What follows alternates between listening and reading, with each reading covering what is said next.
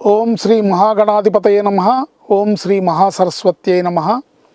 శ్రీపాదవల్లభ నృసింహ సరస్వతి శ్రీ గురుదేవ దత్తాత్రేయాయ నమః. హనుమాన్ అంజనాసూనుర్వాయుపుత్రో మహాబలః రామేష్టః ఫల్గుణసఖః పింగాక్షో అమిత విక్రమః ఉదధిక్రమణశ్చైవ సీతాశోక వినాశనః లక్ష్మణ ప్రాణదాతా చ దశగ్రీవస్య దర్పః ద్వాదశైతాని నామాని కపీంద్రస్య మహాత్మనః స్వాపకాలే పఠేన్నిత్యం యాత్రాకాలే విశేషతః తస్య మృత్యు భయం నాస్తి సర్వత్ర విజయీ భవేత్. సంతోషం భక్తి ప్రేక్షకులకు స్వాగతం. నేటి పంచాంగం. నేడు అనగా నవంబర్ 19, 2024 సంవత్సరం మంగళవారం. ఈ రోజు సూర్యోదయం ఉదయం 6:27 సూర్యాస్తమయం 5:36. ఈ రోజు తిథి కృష్ణపక్ష చతుర్థి, అంటే దీన్ని భౌమ చతుర్థి అంటారు. మంగళవారం చతుర్థి తిథి చవితి కలిసి వస్తే భౌమ చతుర్థి అని అంటారు. విశేషమైన రోజు ఈ కృష్ణ చతుర్థి. ఈ రోజు సాయంత్రం 5:34 వరకు ఉంది. తర్వాత పంచమి వస్తుంది. నక్షత్రం ఆరుద్ర నక్షత్రం పగలు 3:01 వరకు.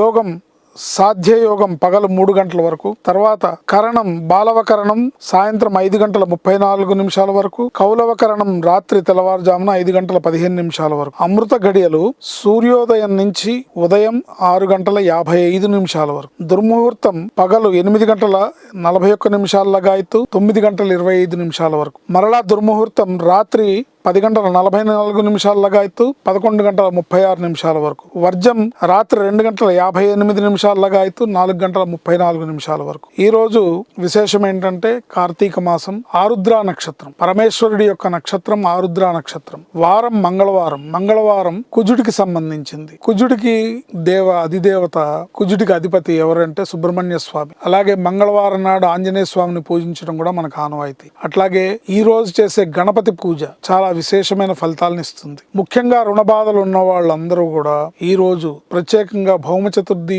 వ్రతం ఉంటుంది. దాన్ని ఆచరించడం ద్వారా తీవ్ర ఆర్థిక సమస్యలు ఉన్నవాళ్ళు, తీవ్రమైన రుణ బాధలు ఉన్నవాళ్ళు ఆ రుణాల్లోంచి బయటపడి చక్కటి ఆర్థిక పరిపుష్టిని పొందే అవకాశం ఉంటుంది. శ్రీ గణేశ రుణం చింది, శ్రీ గణేశ రుణం చింది, శ్రీ గణేశ రుణం చింది అనే మంత్రంతో గాని ధరణీ గర్భ సంభూతం విద్యుత్కాంతి సమప్రభం కుమారం శక్తి హస్తం తం మంగళం ప్రణమామ్యహం.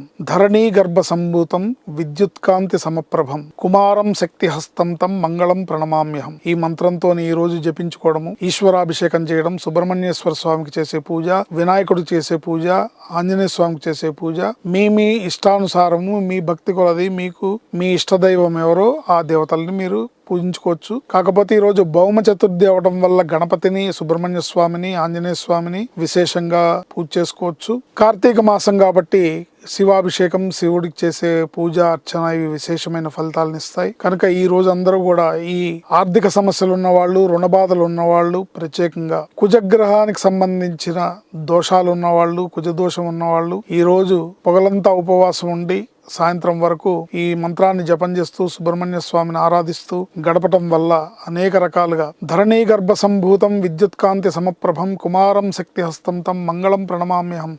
ఈ మంత్రాన్ని జపించుకోవడం ద్వారా భూ సంబంధమైన వ్యవహారాలు, ఇబ్బందులు ఎదుర్కొనే వాళ్ళు, భూ సంబంధమైన వ్యవహారాల్లో చిక్కుల్ని, ఇతరత్ర వివాదాలని, గొడవల్ని ఎదుర్కొనే వాళ్ళు అందరూ కూడా చక్కటి ఫలితాలని పొందే అవకాశం ఉంటుంది. శుభం, లాభం, జయం. శ్రీమాత్రే నమః.